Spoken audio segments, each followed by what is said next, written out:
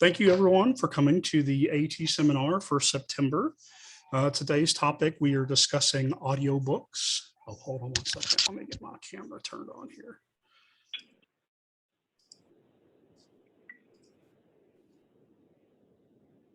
Hello, everybody. Let's see.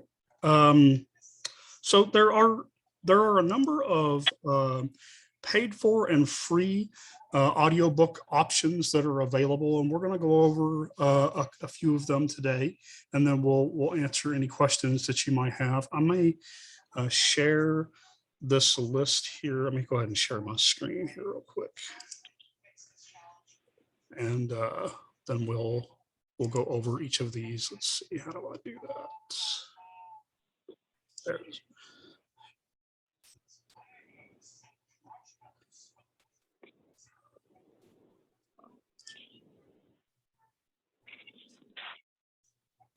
Okay, can you see my screen? I'm actually just on the phone. Oh yeah, of course you are. Yeah, I don't know why I even did that. Yeah, okay, well let's go on. Let's go on then. So here are a list of free options that are available. The National Library Service, aka BARD, the Talking Book Program, is one that if you're not familiar with, you should be. If you're blind, visually impaired, or physically handicapped, you would qualify for services through this program. You can sign up. If you don't know how or need help doing so, let us know and we can help set you up with that. The next one is free if you're a student. It's a program called Bookshare. And if you're a student enrolled in either high school or college, you could qualify to get services through Bookshare. Bookshare is a great service also. I pay for it. It's $50 a year, which is reasonable. If you have an iPhone or an Android phone, they have an application you can use called Read2Go, read the number 2 go, and you have to pay for the application, but it's like $20 for a lifetime purchase of the application, and it is well worth the money in my opinion. It allows you, though, the way that it works is different than BARD. Like BARD, NLS will give you narrated audiobooks that you then have the ability to listen to, like a person is reading it to you. Bookshare provides access to what are essentially DAISY formatted books, but they're text only. And so if you have like a DAISY player, you can download books directly from their website and play them in like a Victor Stream or something like that.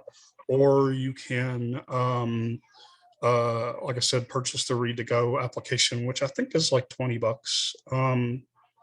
And if you do that, you can actually link that application to their web services and download books directly. And I found that to be an excellent way to do it. But it'll have a computer voice that reads the books to you. So it's not as nice as, say, a service like NLS. The next one we want to talk about is the library services, just general libraries like your public libraries. You can go to a public library and they have a wide variety of books on CD or books on tape, or you can sign up for access to the Lib Overdrive service, which is offered as a service available through your public libraries as well. And this service would allow you to have access to a bunch of different audiobooks that you can request access through the library to get through your local library. There are a lot of great books that are available through this service. All of these things, every one of them, none of these have what I would call to be a complete catalog, which is to say you'll find some books in one service that you won't find in another.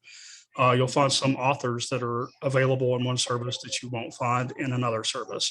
So if you can manage it, it's best to like sign up for a variety of these services, at least in my experience, so that you have more opportunities to find authors that you like or authors that you're unaware of. So that's the library service. The next one on the list here is YouTube. So if you have access to the internet and you want to perform like YouTube searches, you can find like a book that comes to mind, of course, is the Bible. The New King James versions, I'm sure, can be found on YouTube, both as video illustration. If you have somebody who wants to, see video illustrations of the Bible, as well as being able to find an audiobook version of the Bible. I'm sure you could find something like that on YouTube, but there again, you're going to be limited in your availability of authors and books because, of course, authors copyright their works. And so you have a rare variety of available books through YouTube, but they are there. This list was put together by my colleague, Sam, and I'm not as familiar with some of these websites he specifically listed here. I've already talked about Lib Overdrive because I'm familiar with that.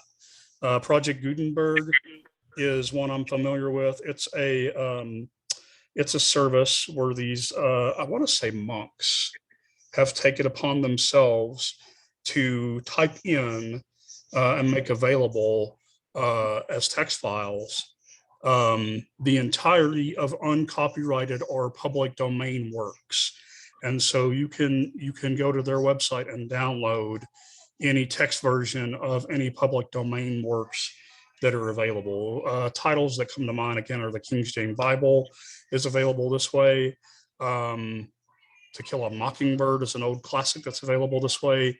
Moby Dick, the works of William Shakespeare, I believe, are also available through the service. There are a lot of old classic literature that is available. My apologies. That was my phone. There are a lot of old classics that are available that way that you can access that are great. That's a great resource. That about does it for the free resources. If you are a subscriber to Amazon Prime, they have a book, what do they call it? Amazon, I think it's called the Amazon Lending Library. If you're a member of Prime, you get access to their lending library. You can access that, of course, via their website, but you can also access that via the Kindle application as well. You can search for books that are part of you can search for various books and authors, and sometimes it will tell you that they're available to download them through the Kindle lending library. And those are quasi-free, which is to say, if you're a Prime member, you have access to them. So if you're a Prime member, you're paying for the Prime service, but this is one of those things that goes kind of along with the Prime service. And this is kind of a transition into the paid for stuff that's available. Amazon has that's like I said, quasi-free because you get it with your Prime membership. And then you have they have a premium service that's ebooks as well. Again, I regrettably forget what it's called off the top of my head, but it's $10 a month. I want to say Kindle. It's Kindle Unlimited. That's what it is. The Kindle Unlimited service allows you a wider access to their ebook library, which you can access through the Kindle application. And both the Kindle Lending Library and the Kindle Unlimited application or service allow you to play either computer read versions of those books or narrated versions of those books if they're available through your Echo devices. So if you have like an Echo, you can tell it to, and you've already downloaded a Kindle book, for example, you can tell it to read the name of the Kindle book from your library, and it'll pull that information from your Kindle application and allow you to read it. So that's $10 a month for that. Moving up in price. Let's see what I want to talk about next. We've already talked about Bookshare, which is free to students, but not free to anybody who's not a student. And that's $50 a year. We've talked about Amazon. You can, of course, search Amazon's website for CDs and cassette tapes. So if there's something you would like to search for, you can, of course, search Amazon for that and find it. If it's available on audio cassette tape, or if it's available on CD, that's an option for you as well. You can also search eBay for that. That's not listed here, but it's also an option for those kinds of things. Amazon also purchased Audible a while back ago. Audible's more expensive service. It's probably the most expensive service that's available, to be honest. They have incorporated some free stuff with that. So if you pay for an Audible subscription, you get access to some free audiobook stuff. But by and large, most of their catalog of major authors that you would want to read are mostly pay for affairs. So Audible subscription, last time I checked, if I'm not mistaken, is $14 a month or so for 1 credit, which you can use to purchase 1 audiobook. For 2 credits, it's I want to say $30 or so for 2 credits per month. And last time I checked, that was the highest plan they offered. Now, I'm a voracious reader myself, and I found that was not enough for the price for me. So I dipped out of Audible a while back ago. But it is an option if you want to have books read to you. It's one of the best and highest quality options, but it should be for the price. Another service on par with the cost of Amazon Kindle Unlimited is a service called Scribe. Now, Scribe is a kind of Netflix for books. It's like an all-you-can-eat service, and it's a good deal. It's about $10 a month, and it gets you access to a limited library of audiobooks, but it's like a million some odd titles. There's a lot of older stuff that's on there in audio form.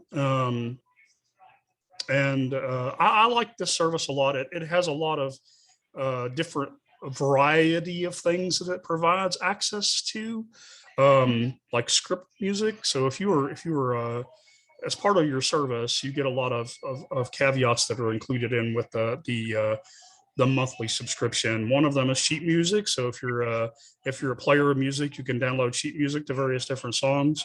They have an unlimited access to their audiobook library. They have they have other services that get kind of lumped in with their service as well that they provide access to, like what am I thinking of? Curiosity Stream, which is a streaming service that also gets lumped into something that you have access to as a member of their service. So it's a great kind of value proposition. It isn't necessarily the best audiobook selection, but it's another option for you. Right. So those are the variety of different providers that I'm aware of, and that are both paid and free. Do you have any questions? I guess the last one, is it SCRIBE, Scribe? It's SCRIBD. Yes, I think it's .com. Okay. Let me double check that real quick. Okay.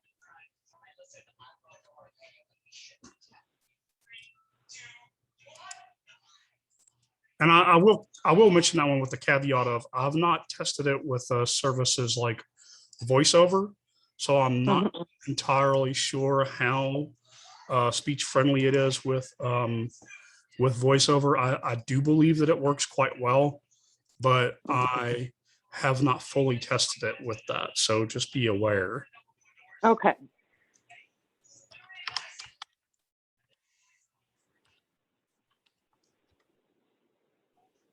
Yes, it's scribe.com. Okay. Okay. All right. Okay. And then the one through the public library, were you saying LIB? Oh, yeah. Hold on 1 second. Okay. That is LIBBY by Overdrive, and that's a service that's offered as part of the public library service. You have to talk to them to get more information really about that. You really need to reach out to your local librarian anyways for anything to do with the libraries, of course. You're gonna need a public library card and all that kind of thing. Right. There are some other services here. I don't know anything about these, but I'll list them just because I know you can't see them. LibIVox, L-I, or LibrVox, I'm not sure how you pronounce this. L-I-B-V-I, no, sorry, L-I-B-R-I-V-O-X,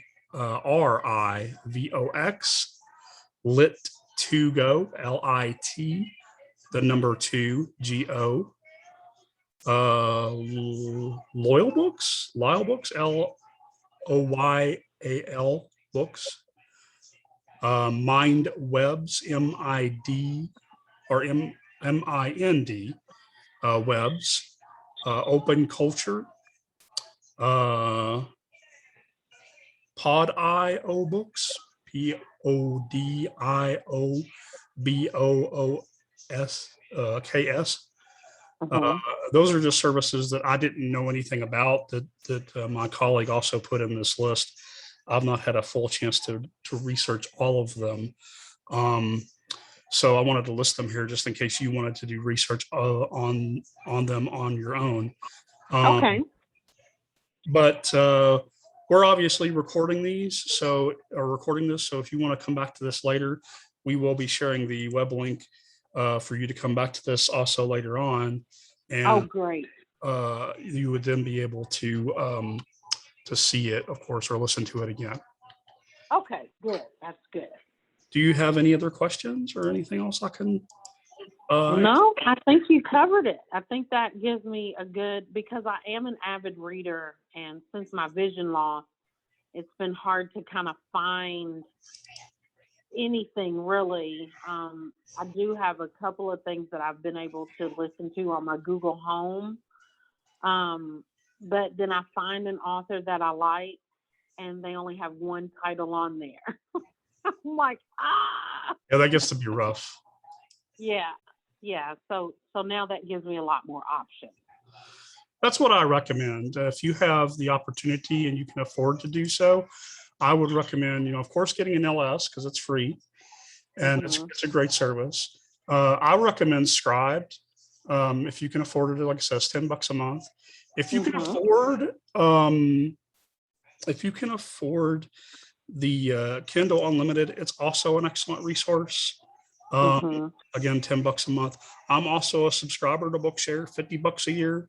So it adds up after a while, but it's not too crazy except for Audible. Cause like I said, it's like $30 a month for 2 credits. Yeah. I had checked into that, and I was like, no, cause I'm going to read way more books than what they're offering. And that's expensive. Yeah. I did it for quite some time. And then I just got tired of it. Yeah. I was like, no, I can't afford to keep doing this. This is killing me. So right.